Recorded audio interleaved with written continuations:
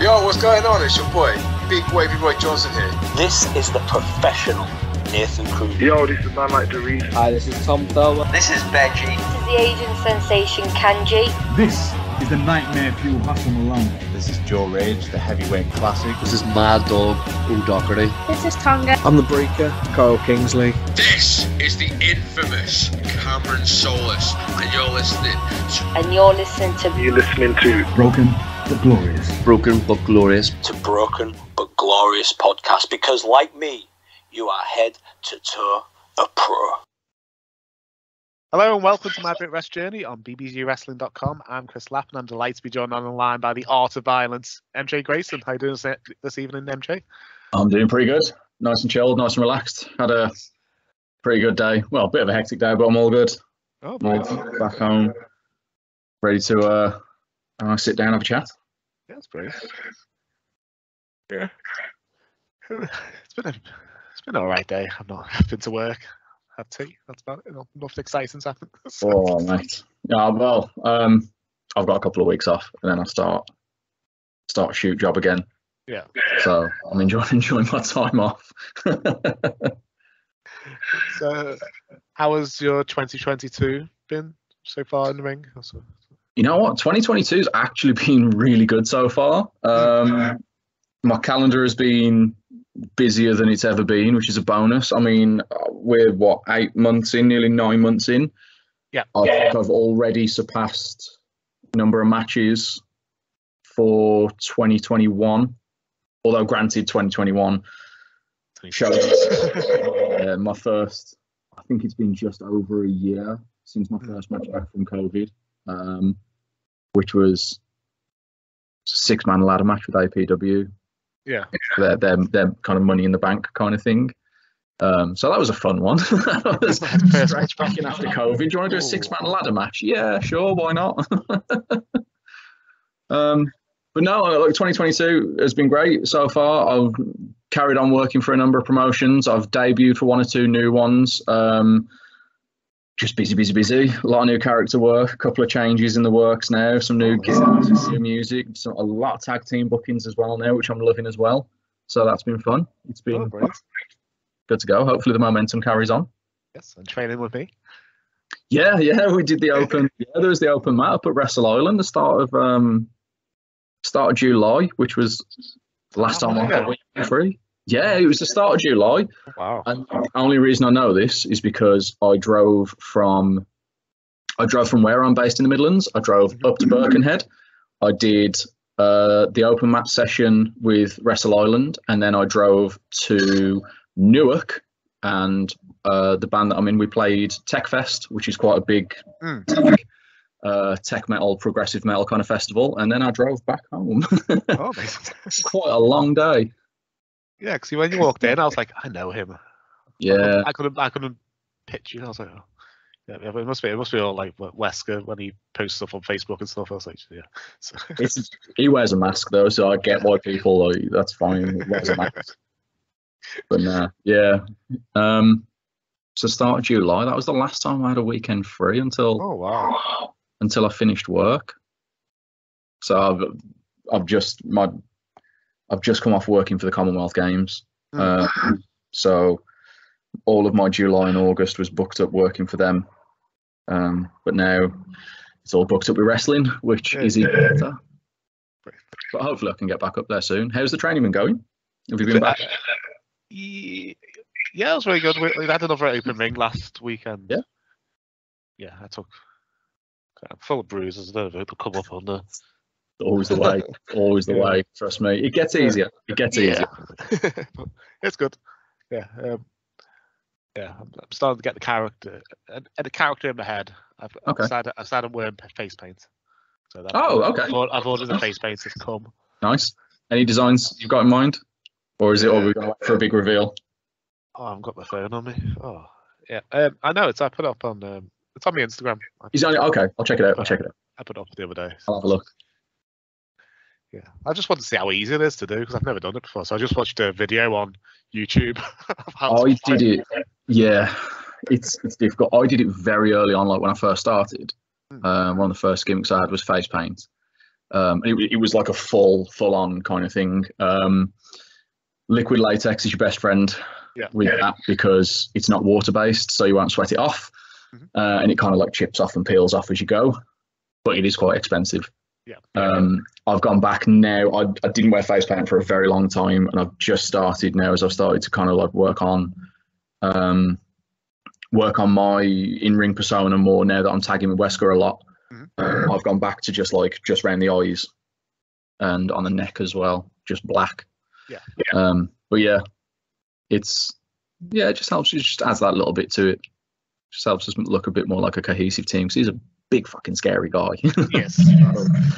It just helps us look a bit more of a cohesive unit. I enjoy it. I'm a big Rob Zombie fan, so took a lot of inspiration from what he wears on stage. Oh, amazing. Yeah. It was more just to be make my age a bit more ambiguous. Because people also go, "Oh, there's a 40-year-old bloke in the ring." They'll be like, "Mate, I'm in my 30s. I'm 34. Don't worry about it." Like age, I didn't start training until I was 26. Like a lot of people have got 10 years experience by then. Yeah. I'm talking to guys about a 10-year vet. How old are you? 25. Oh Jesus. It's sickening. Like how good Pud is, and he's only 16. Yeah, mate, I couldn't believe it when we were training with him. He's unreal. He's like, I might try a moonsault, and just nails it. I'm like, yeah. Joe loves training with him. So similar age. So. You get guys like that. They're just another level sometimes. Like when they've got the experience of they've got the combination of age and drive and just kind of like a bit of natural talent as well. That combination's just unreal. Like the first time I started training with Fight Club Pro and I saw Amari, and it just opens your eyes, mate. Like he was the kind of guy in training that would be like, "Oh, I don't know if I can do that," and then just nails it first time. Always great, Amari. I've seen him twice at Wrestle Island, I think. I don't know if I've only been following Wrestle Island for a couple of years. It's probably 2018, maybe early 19. He was there. Maybe. Yeah, I think I've been following Wrestle Island for a couple of years, but obviously 18 months of that was COVID. It was about 2019 that came to my attention. I'm like, I need to check these out. Yeah. I've missed one show in 5 years. So. Wow, mate, that's impressive. To be fair, just like I've been to the last two shows. I've seen some of the others online. I've been to the last two shows, and I can see how they're packing that out every time easily.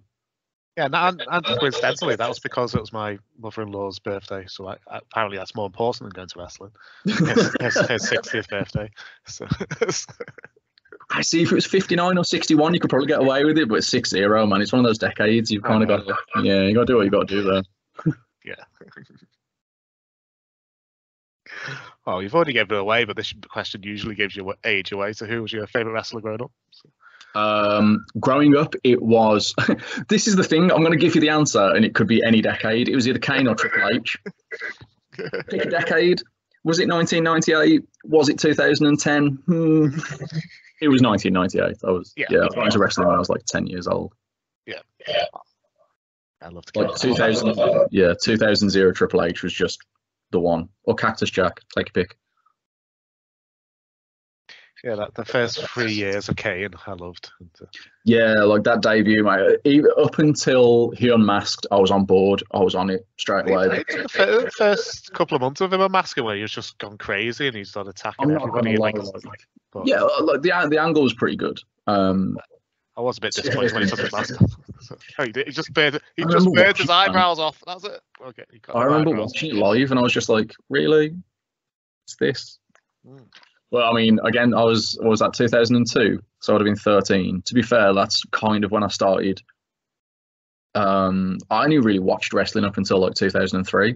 Yeah. So I was kind of starting to get out of it then. I kind of picked back up about 2009-ish, but with like TNA and places like that.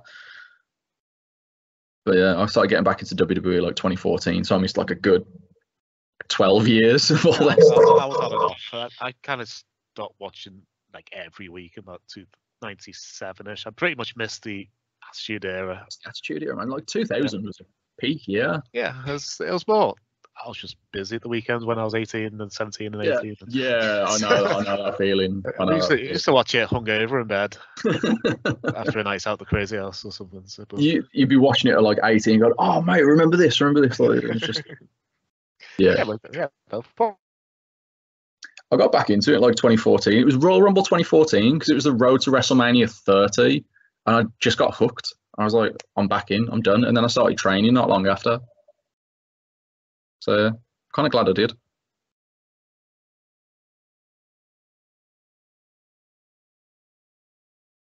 Oh, I lost you for a second. Oh. Whoa. Hey, there we go. I was just saying, like, I got back into it in like 2014, Royal Rumble 2014, because it was the road to WrestleMania 30. Yeah. And just, that was it. I was hooked. And then I started training not long after that. So, kind of glad I got back into it. Rumble 2014 was a turning point, man. The Batista win that yeah. Yes, it was. It was Batista. It was Batista's return, and then it went on because everyone wanted Bryan to win. And he got knocked out. yeah. But then still got into it's. Then he won the title at WrestleMania 30 anyway. Which, yeah. Right, cool. Yeah, I kind of got back into it in 2001 because I heard it was going to be WWE versus WCW. Yeah. WCW. Invasion. This was going to be amazing. So, so Invasion was the first pay-per-view I ordered. I begged the parents to order it. Even I was like 20. Sky Box Office, man. That's the thing. You had to get them on Sky Box Office, and I'm the one paying the bill, so. Yeah, and then I moved out. Couldn't afford Sky for years. And then, when I finally got Sky, the ECW was starting up again. So I said, I'll start watching it again. Probably watched it about 6 months. But it was when Joel got back into it in 2011. Started getting into it in 2011. Yeah. We've been into it ever since. And it's really not great years to watch. Not classic years, like the early 10s, but it was. It's all on demand now, mate. You can just go back and watch any of it now. That's the beauty of the world we live in. Everything's just on demand or available on the internet by some kind of means that I won't go into. Yeah, it's as you might want to be one of the most well-versed 7-year-olds in wrestling ever because he's watched so much.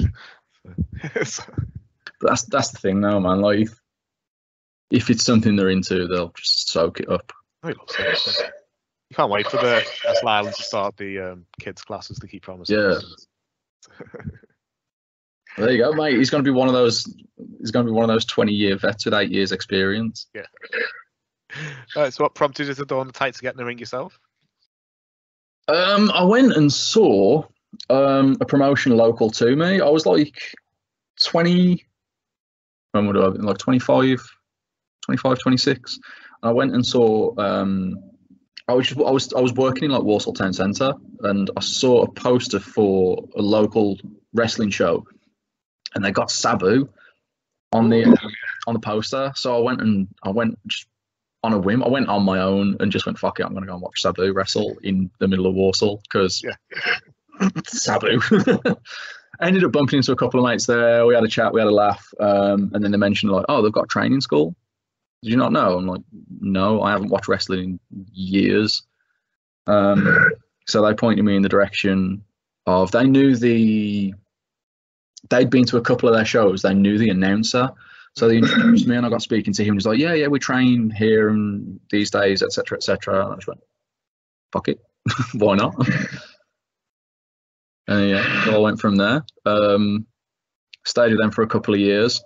But they were very much, they're one of those promotions that's like, we'll train you, like, but you only train with us, you only work for us, you only do our shows, and which is great when you don't know anything outside of that. Cool, no worries. Like I worked nearly every weekend for like 2 years straight, so I got a lot of reps in. I did a lot of shows.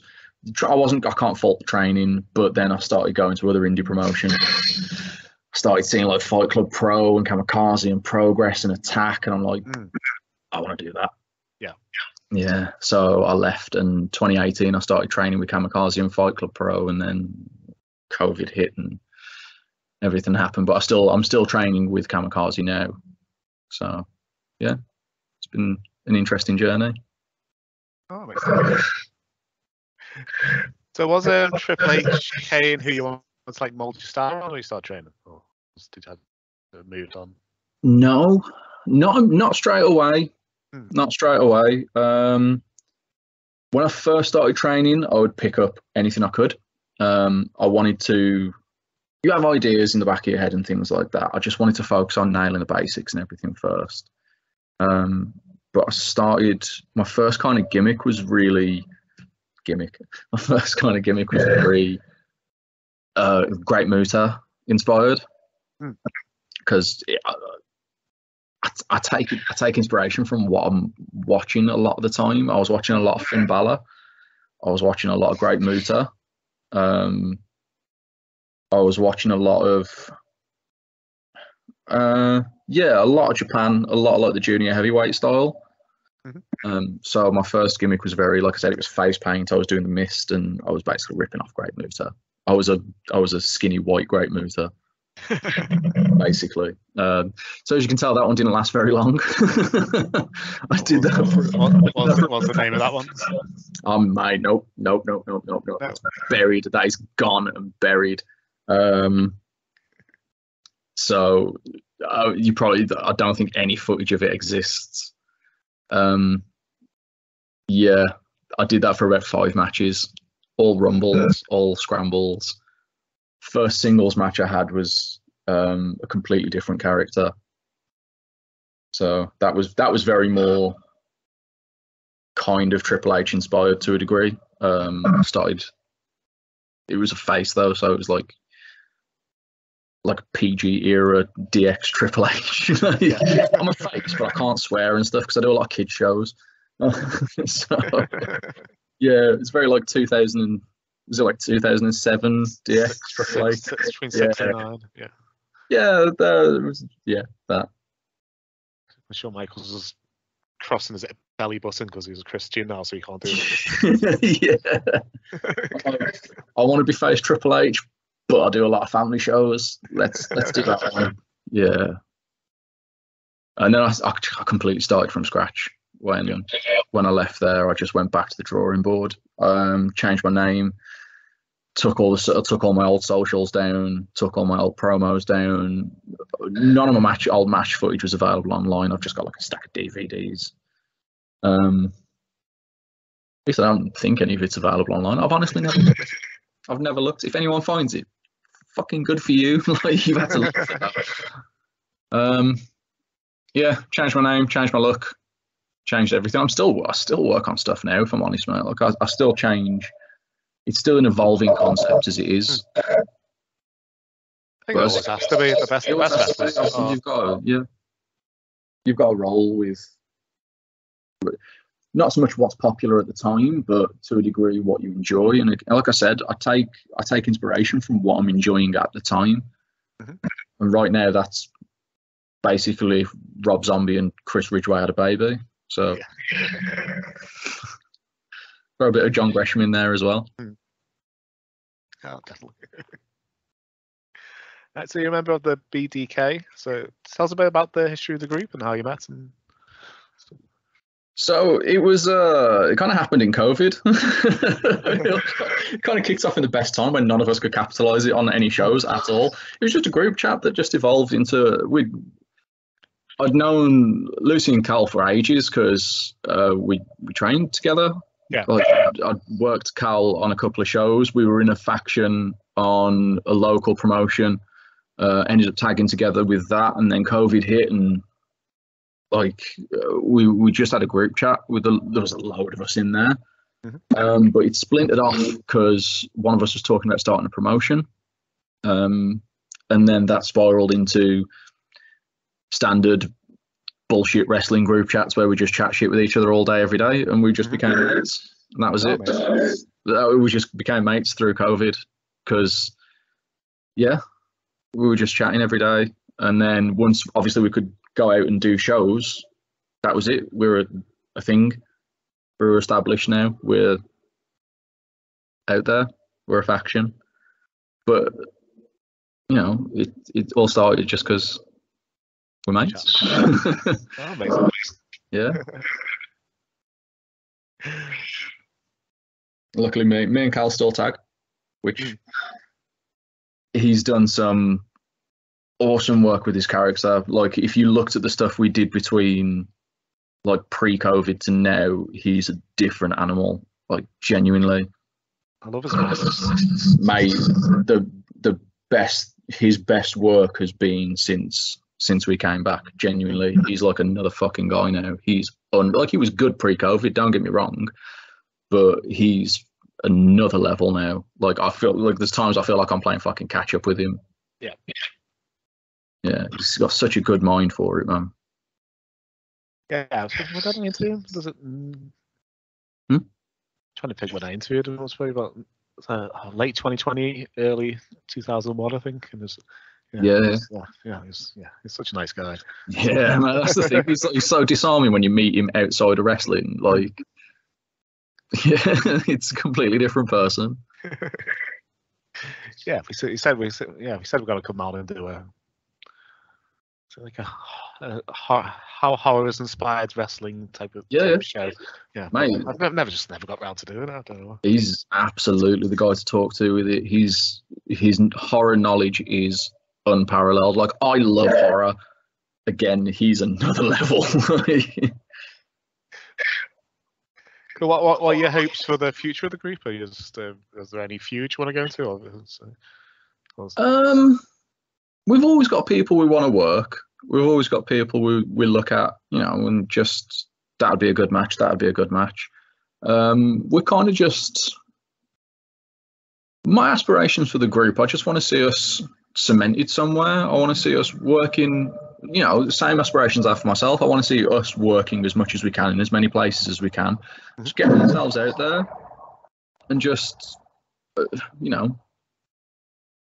spreading the brand, so to speak. Just working, essentially. It would be nice to get as many matches as we can under our belts. Mm-hmm.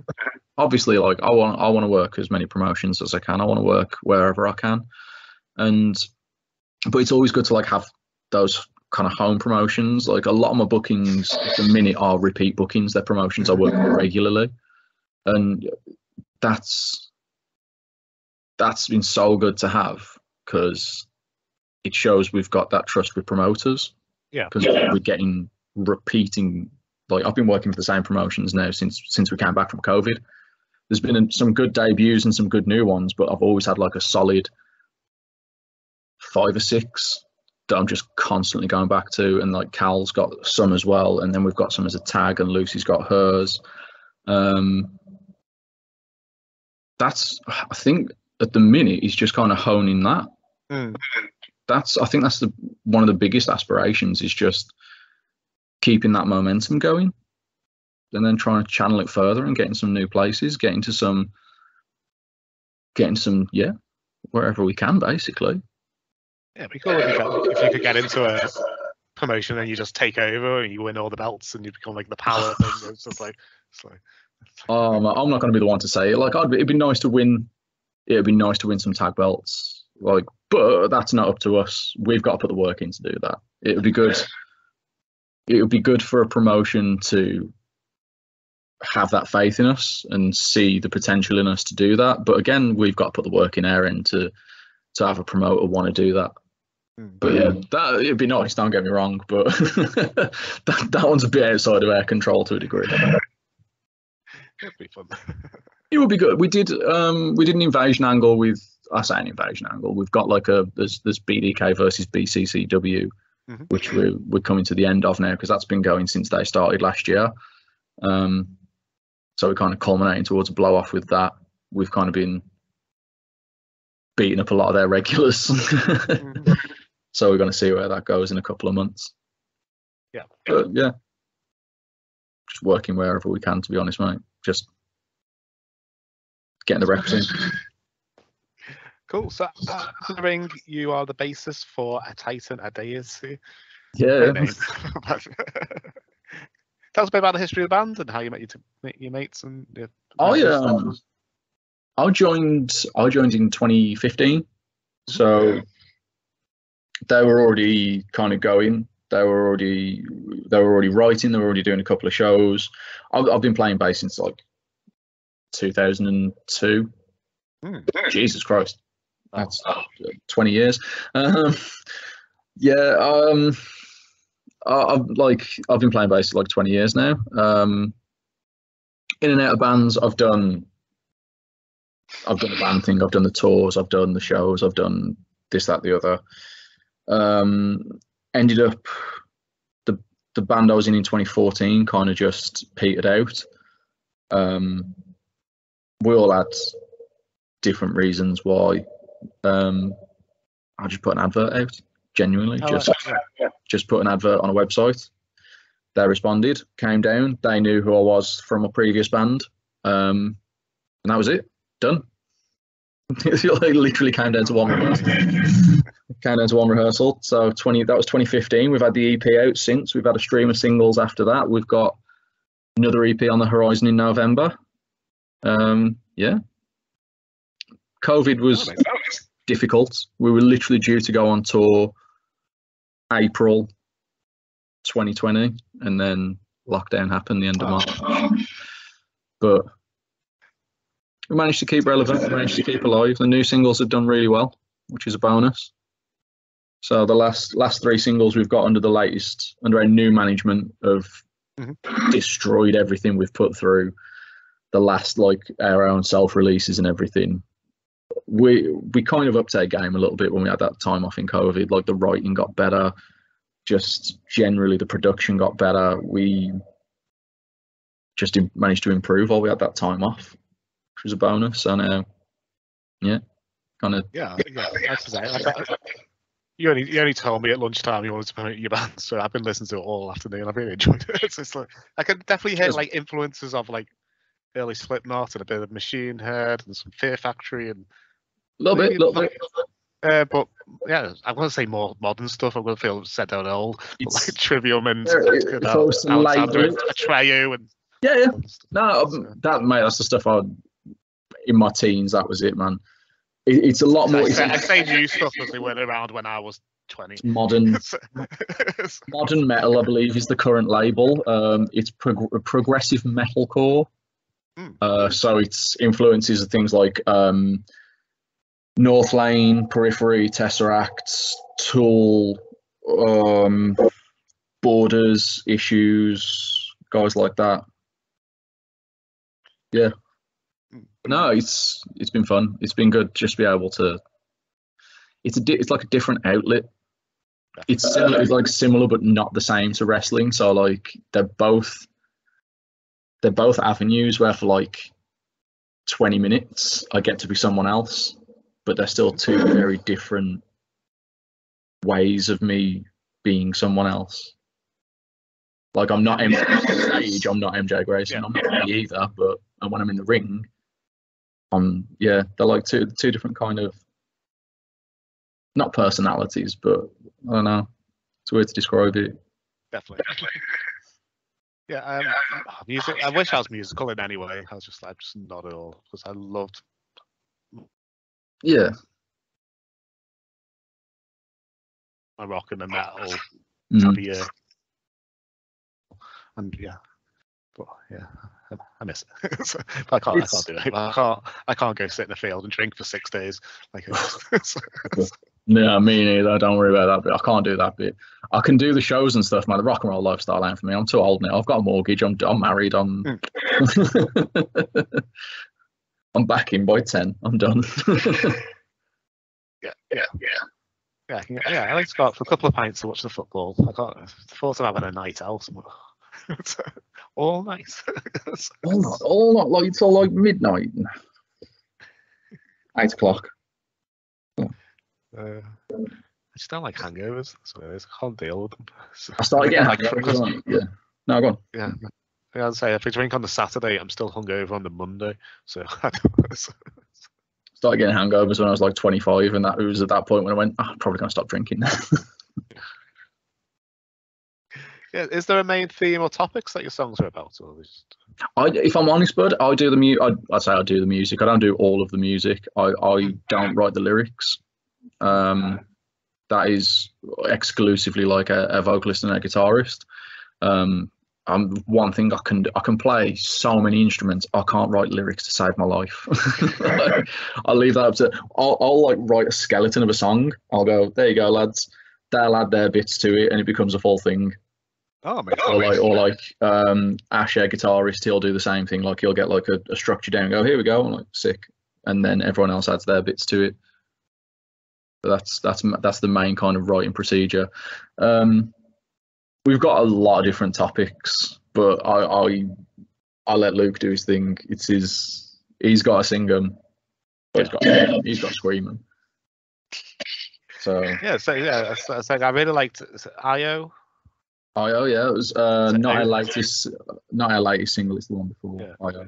So Oathbreaker. I'm trying to remember the name. Oathbreaker's old one. That was. I just put it on shuffle. I just put shuffle. It's still in our set list. It's like 6 years old. It's still in our set list. I think it's the only one left off that EP that is in our current set list. Is it Lilith? What was the other one?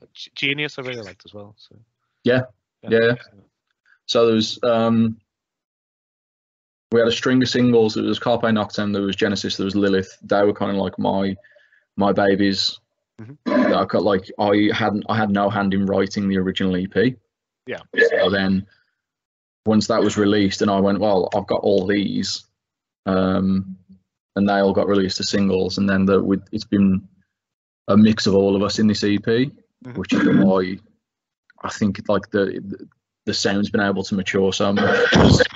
It's not me going, I've got a song, and then going, cool, I've got some lyrics, or like the guitarist going, I've got a song, and we've all had a hand in everything this time.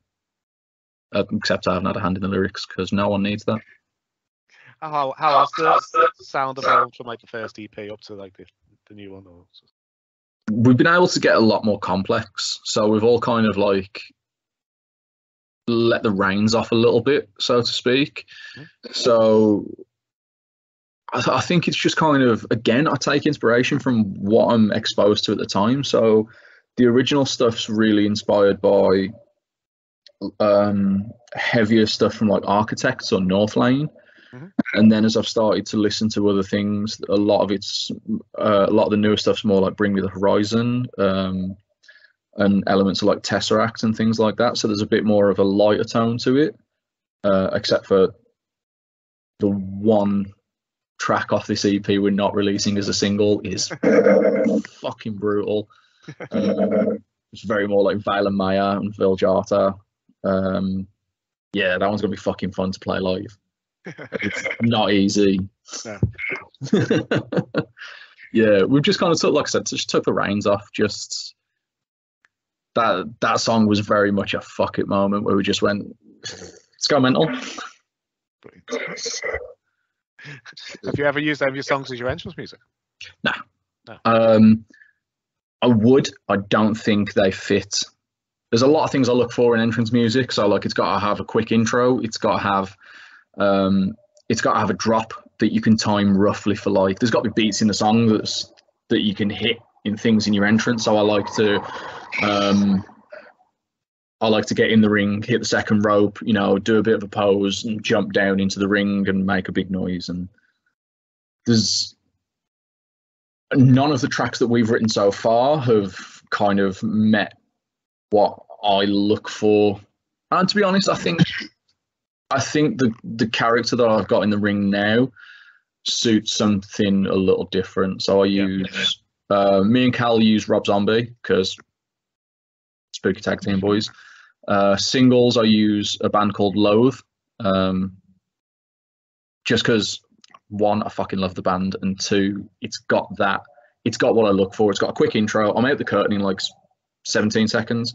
Chorus hits just as I'm on the top rope. It just does what I need to do, and I like the song. Yeah, that's a bonus. I like the song. If I listen to a track and go, I can see I can like go through the entrance in my head. I'm like, yeah, I can use that. Where can listeners hear your music? Or?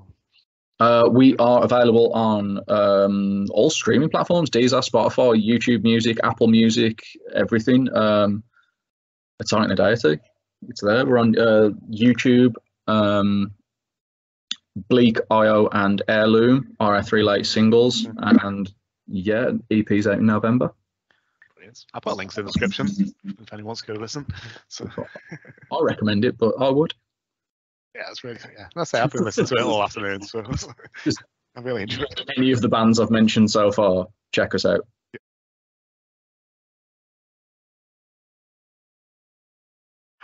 Right, so if you're a promoter for a day, promoting an event, using wrestlers you've worked with, trained with, wrestlers are associated to you in any, could be any obscure way. Okay. If I give you a match type, you tell me who put that match. Okay. Yeah. Okay, and as it's your card, every match can be intergender, every match can be 3-way, 4-way, 5-way, throw stupid stipulation on if you want. It's not really a budget, it's not a short show. So yeah. People just use it to pull over their mates. Not gonna lie, I was kind of gonna do that. It's not like bookers do that anyway. All right, so who being your... My mates have done that. Literally just wrestled for my mate's promotion.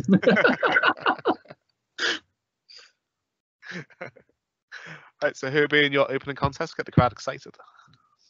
I am a big fan of a lot. I divide a lot of opinions with things like this because you're always taught like your opening match should always get the crowd engaged, but it shouldn't do everything under the sun, and it should just be a nice, quick bam, bam, bam, bam, bam.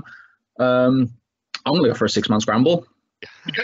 I'm gonna go for a scramble, get all the fucking spots out of the way, do everything in the opener, and just get the crowd hot as shit. Because a lot of the times, like that's the shows that I've been to, they're the kind of matches that have done that for me. When I go, oh no, and like I can't believe everyone's doing all this now.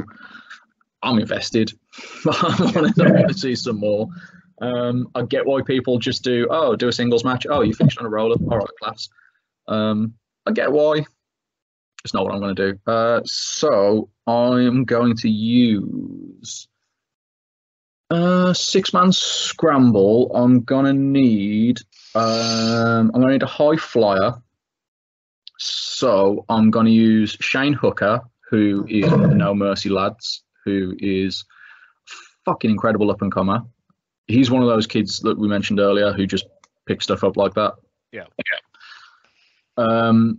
We're going to need a hard hitter. Let's put 2 of the Violent Gentlemen in there. Yes. So let's put Tom and Christy in that. Because it'll be nice because it's a 6-man, but it's every man for himself.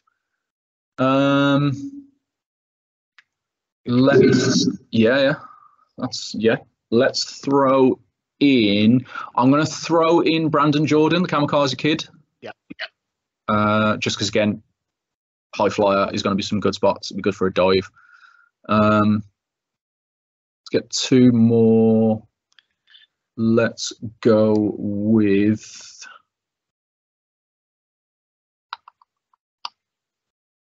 Let's go with RC Chaos because he's got an unbelievable mind for wrestling, and he's got a wealth of experience behind him. So he would be good from a booker's point of view. It'd be good to agent the kind of match as well, and he'd just make sure everyone's where they need to be. He's going to reel everyone in and make sure it doesn't just devolve into like a spot fest. Yeah. I'm going to go with those 5 for now for that opener, for the scramble. Yeah. That would be interesting if Christy would let Tom take the pin, or does he break the pin and go, oh, but I want to win. But I want to win, but we both kind of win if you win. So that's what I'm thinking, as that, especially because they're a heel team as well. How does that dynamic start playing into the match? Yeah, that's good. Cool. A comedy style match? Oh, comedy style match? So usually do people go with 2 comedy wrestlers, or do you have a straight man and a comedy wrestler? Or... I would absolutely do. I do a mix of both. To be fair, I think both can work. The 2 guys that spring to mind immediately, just because I've seen them wrestle in the past, They're not comedy wrestlers, but I know they've got awesome senses of humor. So they could do this kind of match. So David Grant and Brandon Brooks, who's one of the future guys as well. I've seen them wrestle and I was entertained. It wasn't necessarily like haha or falling off my chair laughing comedy, but I was popped. It was entertaining. Because Brandon's half of David Grant's size, and he's got one of his old singlets on, and it's just hanging off him. Like, love it. Women's title match. Women's title match. I mean, I've got it's over at this point, haven't I? I've got to put Lucy in there. I've got to put Lucy Lee. I'm struggling between two here. I'd only because I know she wants to work her again, LA Taylor. Yes. Be interesting. Do I make it a triple threat?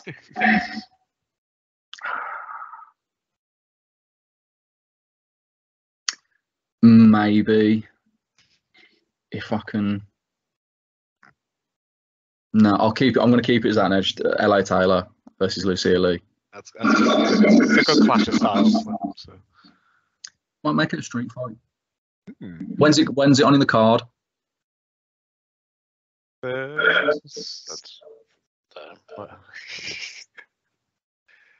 I'm guessing. I don't know.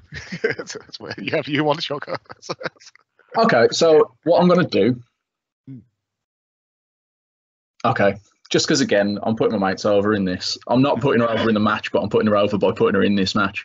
I'm going to put it on before the interval. Yes. I'm going to make it a street fight, and it's going to be Lucia Lee. It's going to be LA Taylor. It's going to be Charlie Evans. Oh. Just because I know that's two people she wants to work, and I know Charlie Evans would be a dream match for her. It was either Charlie Evans or Millie McKenzie. I'm putting my weights over. She's not over in the match, don't get me wrong. So if you're listening to this, you're taking the pin, but you've got a solid match. Mid-card title match. So Mid-card title.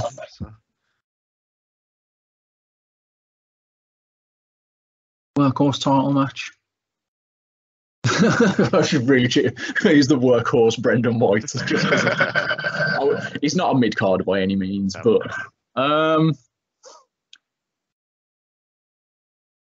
that's the kind again without booking my mates, because I'm not going to book them too strong because they're not over, but they're in good matches. I'd put Bevan in that match. Put him in there with someone who's going to give him some serious experience. I don't know if I want to put Mike Bird or if I want to put Brendan White in there. I might save Brendan if a tag match comes up. So I can tag with Brendan White and Danny Jones. I'm basically just booking Britt Ress here. Okay, now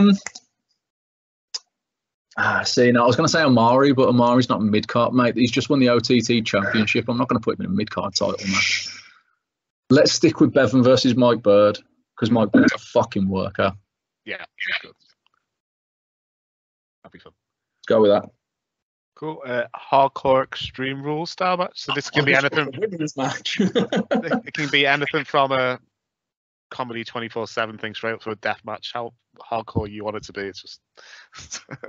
All right. So what I'm gonna have to do then? I'm gonna have to put the women's match on before the interval. They've got to keep it street fight. Like street fight. We'll do death match. We'll do fucking hardcore. I don't want to put Cal in it. Cal would do something like that. I don't want to put him in it because just in case a tag match comes up, me and him are having that. Tag title match. So. All right, I'm not going to put Cal in it, but I am going to put Carson Bailey in it because he can take a fucking beating. And as much as I would love to see Cal versus Carson Bailey in a death match, one of them would probably die. Let's throw Clint Margera in because I love him, and he's damn good at what he does. Alton Thorne. He's fun. And I did have another name for this, and I can't remember who it is. Could put Charlie Evans in there. I had got someone else for this match. It was going to be Carson Bailey. It was going to be Clint Margera. It was going to be someone else. It was going to be I'd got it as a 4-way, but the fourth name slipped my mind. I'm going to keep it as a 3-way for now, and if it comes back to me, I'll let you know. Okay. I had got someone else for that, though. I've got a 4-way deathmatch. Just carnage. That'll be on last, isn't it? So you clean It's got to be, just so we've got time to clean the fucking ring. That's why I put the women's street fight on for the interval, because I know I'm going to have to like sweep up thumbtacks or something. So, yeah, so your tag team title match? Tag team title match. It's got to be me and Cal. It's got to be Act 2, because I fucking love working those boys. Yes. Absolutely love working those boys. That was so good at the weekend, wasn't it? As much as I love working them, they keep showing us up. So but they're just so entertaining, like outside the ring as well. They're fucking hilarious. They're class. I love them. Stupidly young as well. Yeah.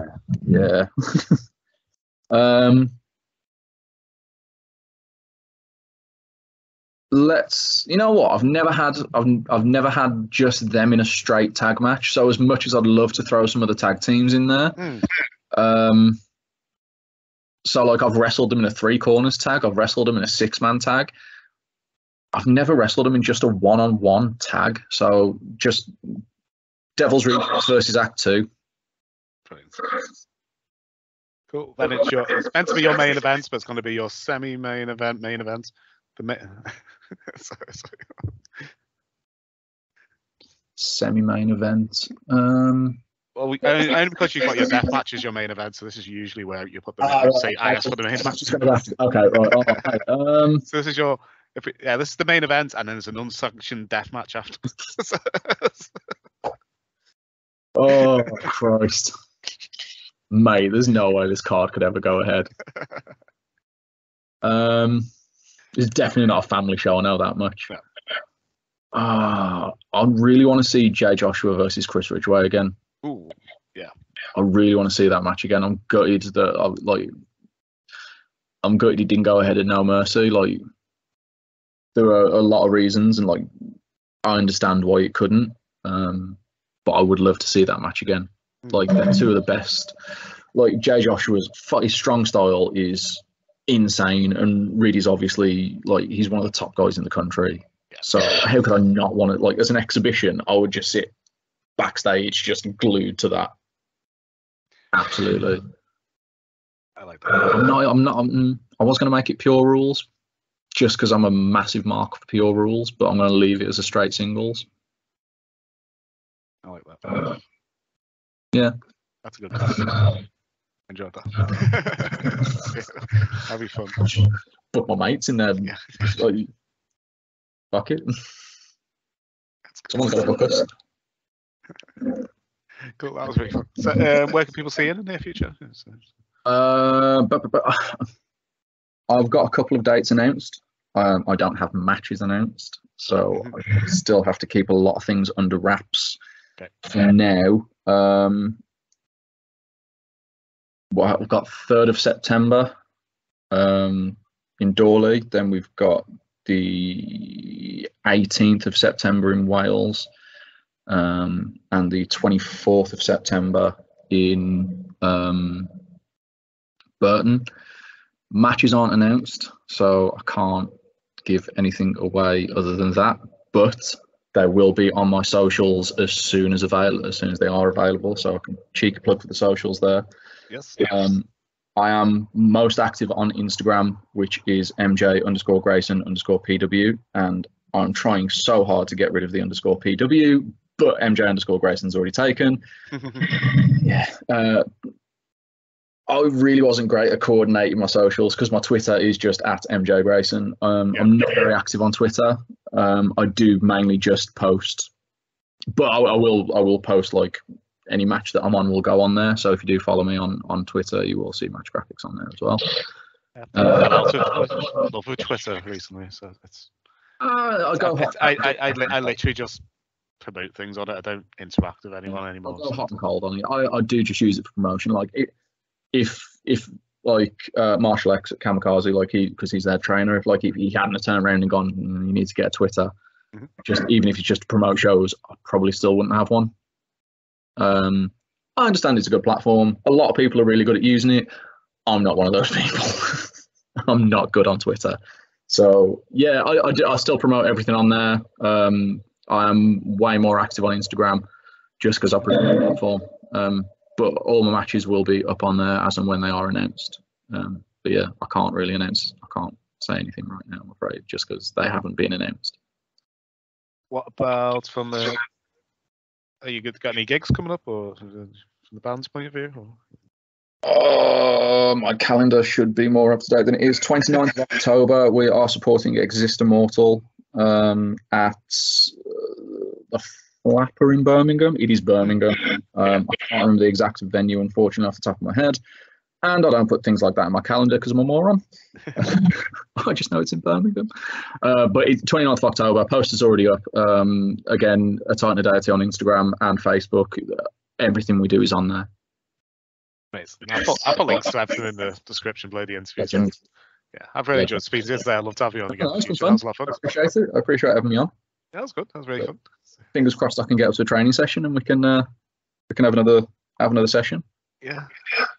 My ankle's sore. Was that the session I was trying to do fader bombs? don't let Callie say that. He doesn't need another guy doing fader bombs. I landed on my ankle and I couldn't do. Yeah, they are fun though.